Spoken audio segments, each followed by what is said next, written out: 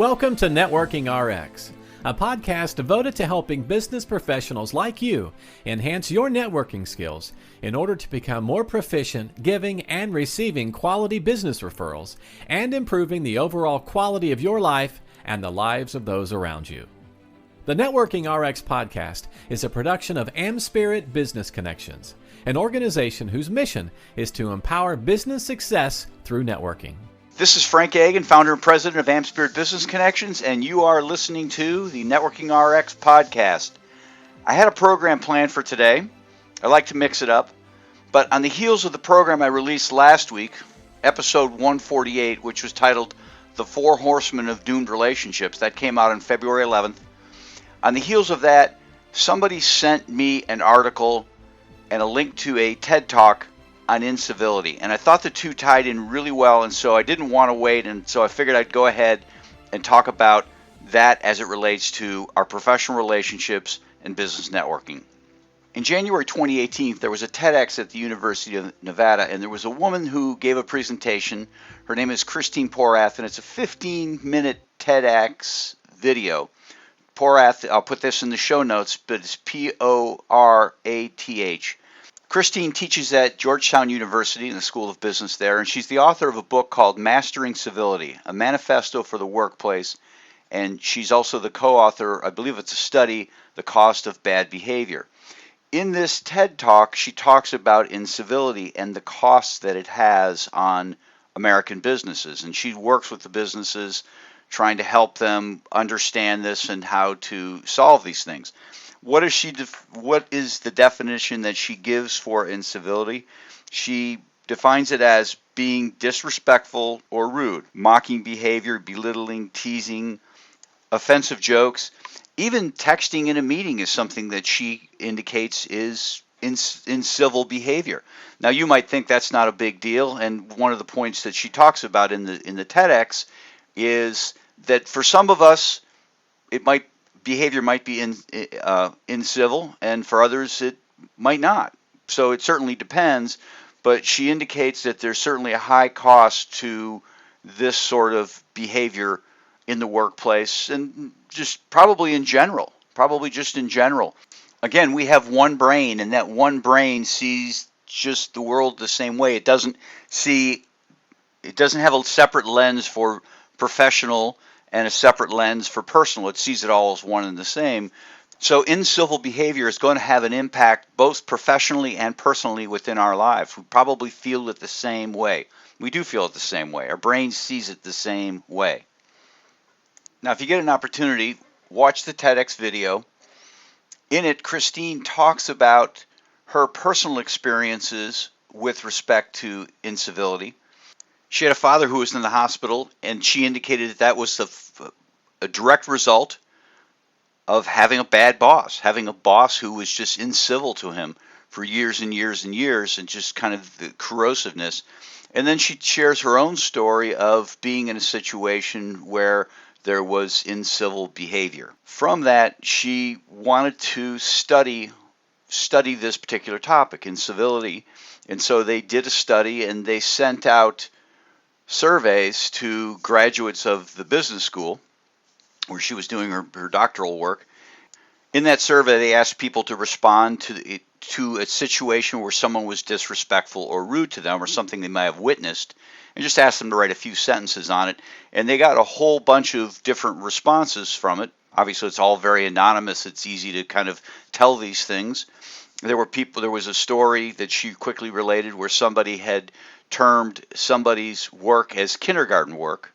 Another situation where somebody's paper was ripped up in front of the whole team. These are all very hurtful things. And if you listen to my last podcast, 148, where I talked about the four horsemen of a doomed relationship, I related my own story of having a having that boss who kind of exhibited those things. And as I was watching this TED Talk, it got me thinking about interacting with this boss.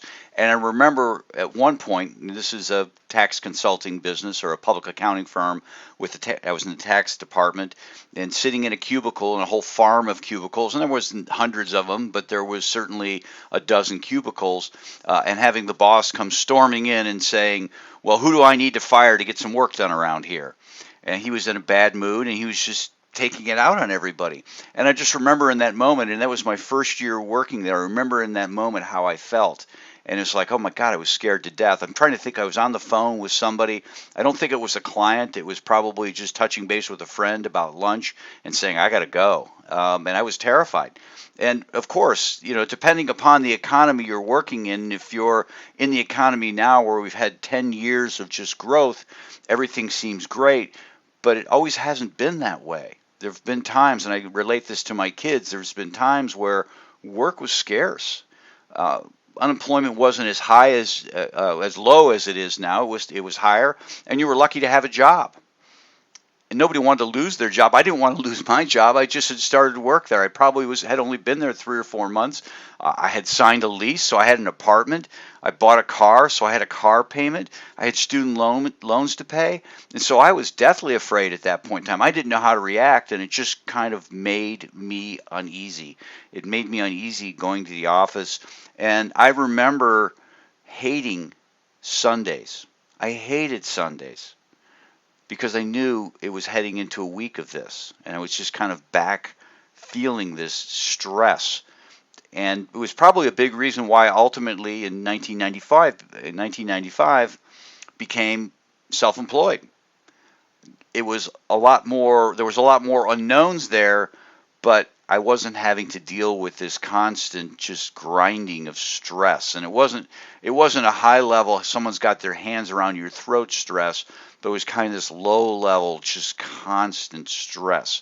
So I get that rudeness, that incivility, and what it can do for you. I can certainly share stories of just how I felt, and it just wasn't healthy. It just wasn't a healthy situation. And it was not the firm per se. It just happened to be that particular person who happened to be heading up that office, and there were issues because of that. In fact, in the TEDx talk, Christine mentions that they surmised that small incivil actions lead to bigger problems, like aggression. And when you're kind of going under that stress, we're only human, and we've come from a time where when we felt stress, we had one of two responses. We have one of two responses. Our brains are hardwired for this. It's fight or flight. And I couldn't flight from that. I didn't want to leave my job. And so the only other action is to fight.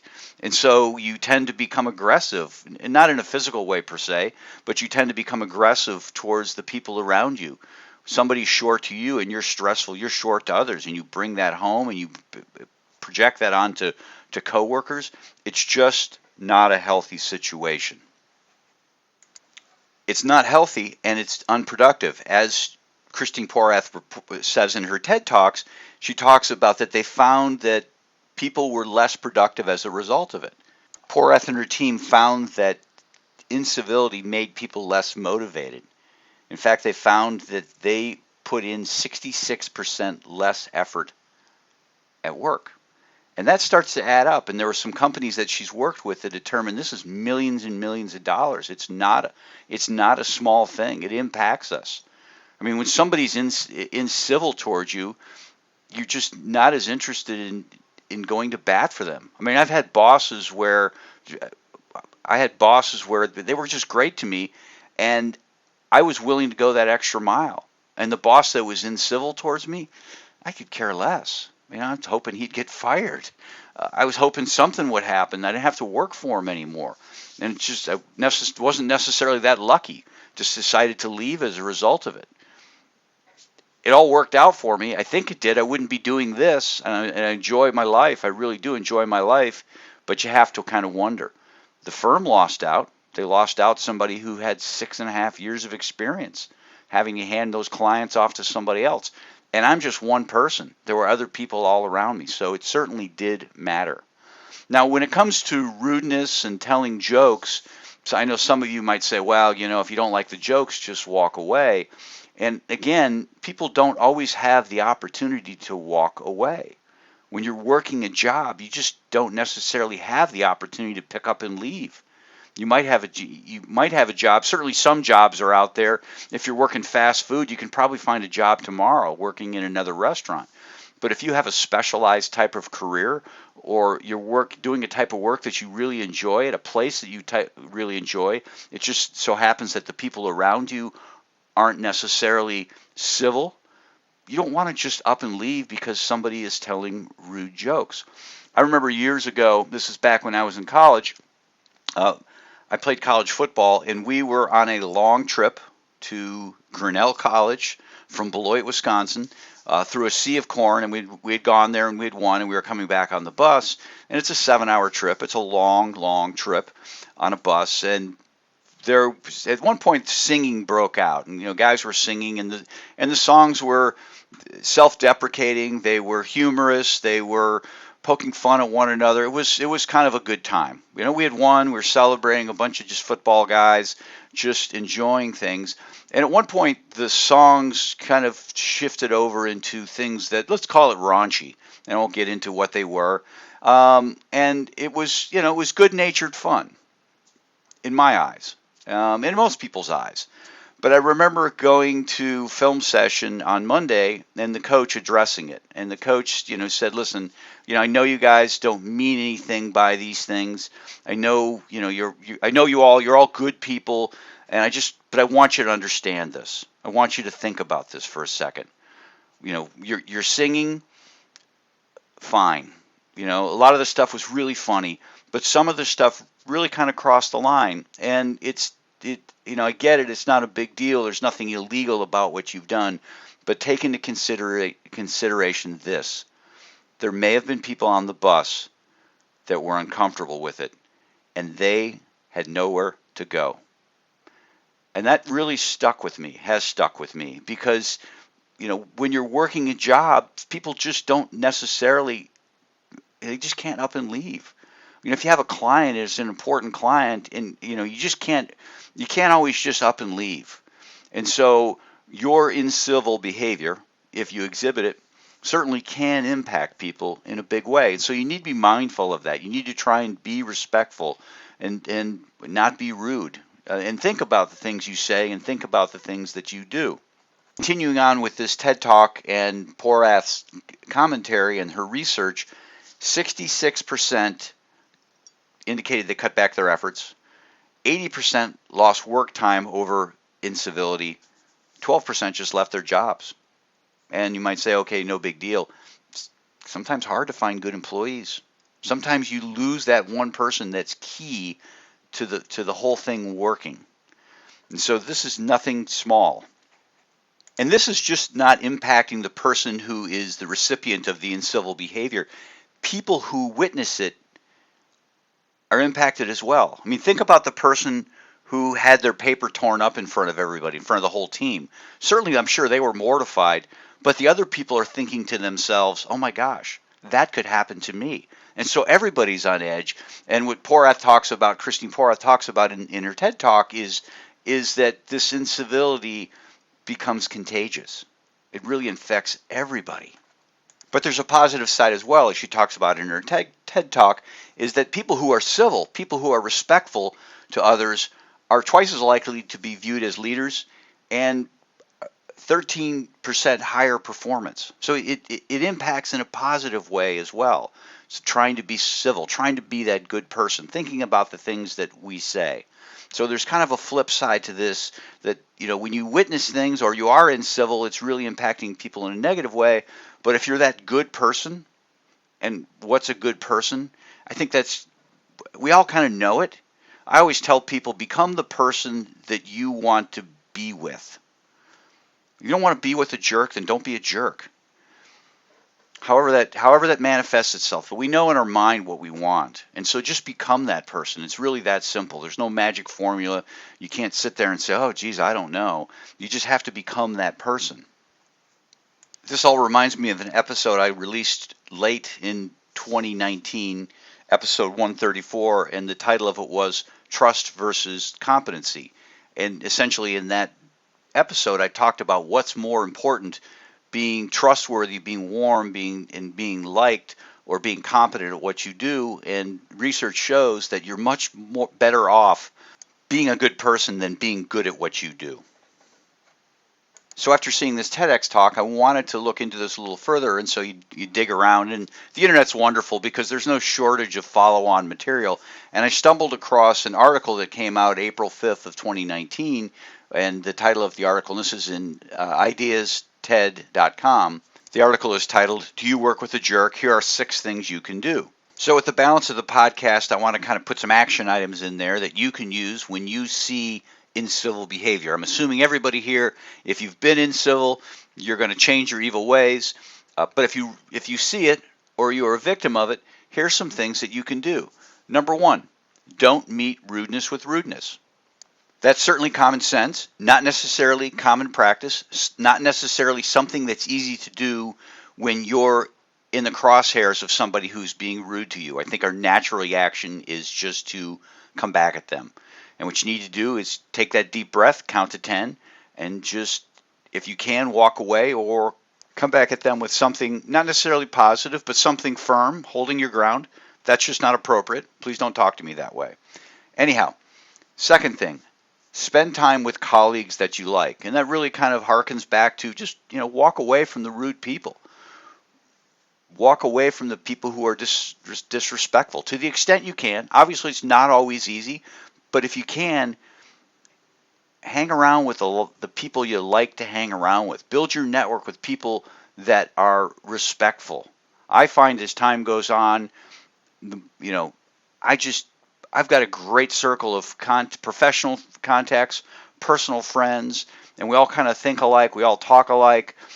We enjoy one another's company. It's not stressful. So find those sorts of people.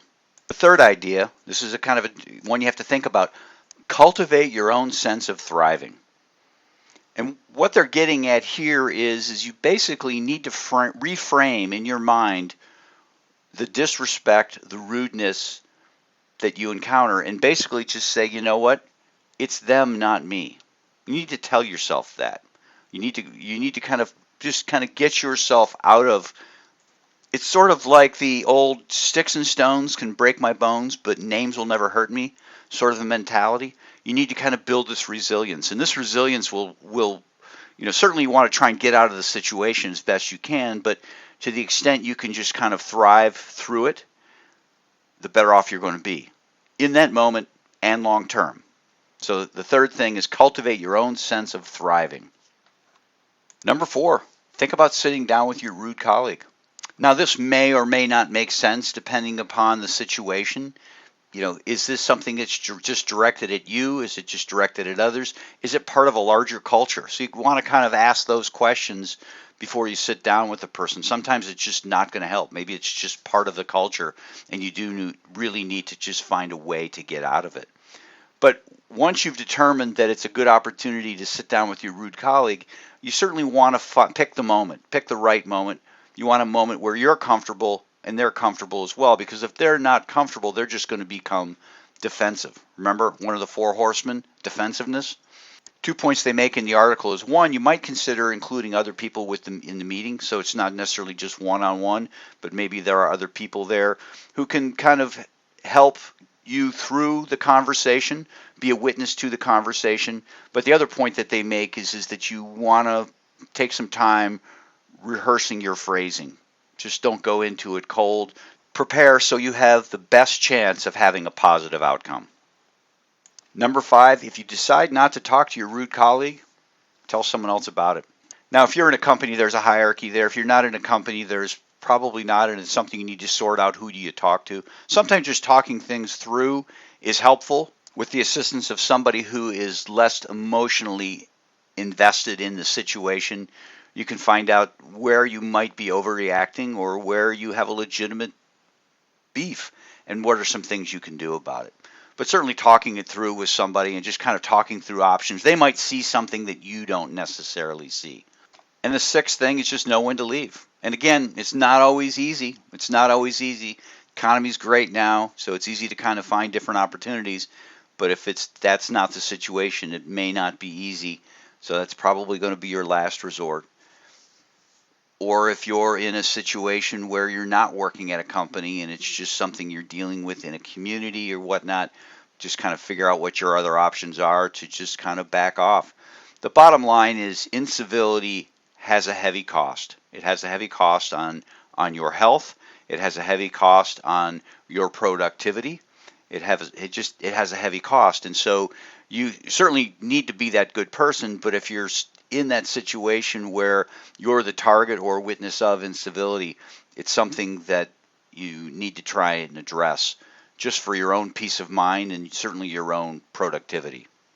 Finally, to wrap up, and I'll be civil about this, but remember, we're looking to add quality people to our stable of franchisees. This is a unique franchise opportunity with AmSpirit Business Connections. It's geared for aspiring entrepreneurs or professionals to add on to what they're already doing. What that means is that when you become a franchisee within the AmSpirit Business Connections program, you don't have to stop what you're doing. You just add it on to what you're already doing.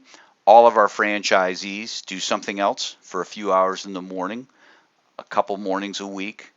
They'll work with their chapters. They'll work the AmSpirit Business Connections program. Other than an hour or so a day, the rest of their day and the rest of the week, they're accountants, they're attorneys, they're financial advisors, realtors, coaches, and consultants of various kinds that have successfully added this on to what they're doing. And the neat thing about adding this on, they're doing something they need to be doing anyways, networking. They're getting paid to do something that they need to be doing anyways, networking. If you're interested or you know someone who would be interested, contact me using the email at the end of the podcast or the one in the show notes. Thanks for joining us on the Networking RX podcast. Please put what you've learned into action today and let us know if you have questions, comments, or ideas for future topics. You can email them to us at podcast@amspirit.com. That's AmSpirit.com. Finally, so you never miss an episode, be sure to subscribe to the Networking RX podcast through iTunes, Overcast, or however you receive your podcasts. Now get out and network with someone. The Networking RX podcast is the copyright production of AmSpirit Business Connections. All rights reserved.